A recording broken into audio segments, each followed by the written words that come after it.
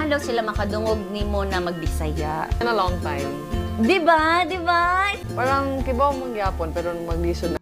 Biktima na naman ba ng pangyayari o pag-iinarte? Dahil muli na namang trending ang volleyball star na si Dina Wong at sa pagkakataong ito, hindi dahil sa kanyang mga kahangahangang kasanayan sa court, kundi isang viral video ang nag-udyok ng isang mainit na debate na naghahati sa mga fans at nagtataas ng mga kilay at tanong tungkol sa pakikipag-ugnayan ng mga atleta sa kanilang mga tagahanga at ang paglitaw ng isang video clip patungkol sa pagbibisaya.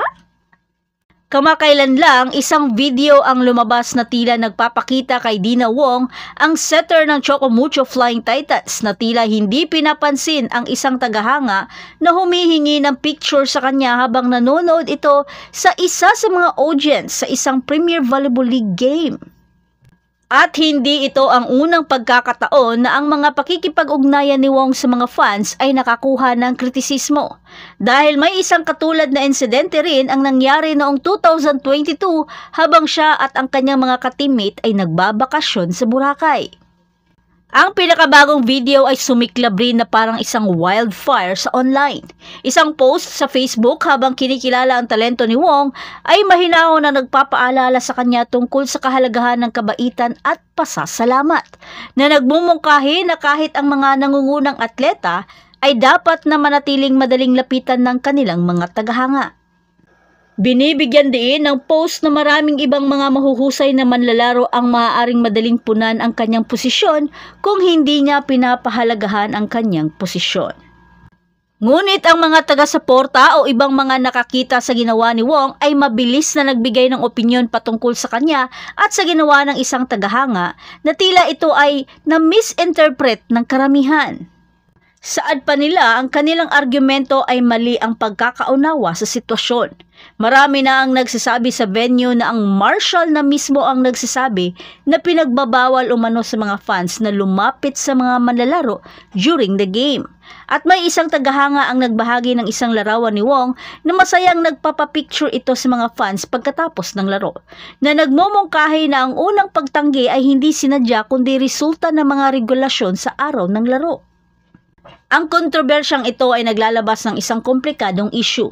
Kinakailangan din kasi ng balanse sa pagitan ng kailangan talaga munang mag-focus o kahit sino man na audience habang may naglalaro at ang pagnanais ng mga fans na makipag-ugnayan o magpa-picture. Marami rin ang nagre-raise ng concern tungkol sa role sa paggamit ng social media sa paghubog ng pampublikong persepsyon. Sapat na ba ang isang solong shot o anggulo? O posibleng mali ang pagkakaunawa sa video upang husgahan ang karakter ng isang tao? O may higit pa sa kwento kaysa sa nakikita ng ating mga mata? Talagang mabilis na ang mga pangyayari ngayon dahil sa social media. At hindi pa nagtatapos dyan dahil bukod sa isyong ito ay binuklat muli ang matagal ng video ni Wong na 2 taon nang nakakaraan, at ito ay vlog ni Kim Chiu na nagpapahayag na nahihirapan na ito magbisaya sa loob ng 7 taon sa Manila. At marami ngang mga content creator ang gumawa ng mga content patungkol dito na nagbibigay ng samot-saring opinyon. At hindi lang basta opinyon kundi marami rin ang kumutya at nagalit sa naturang pahayag nito sa mismong vlog ni Kim Chiu na 2 taon na ang nakakalipas. At ang pinagtataka lang ng karamihan kung bakit ngayon pa ito lumabas na issue, 2 taon na pala ang lumipas.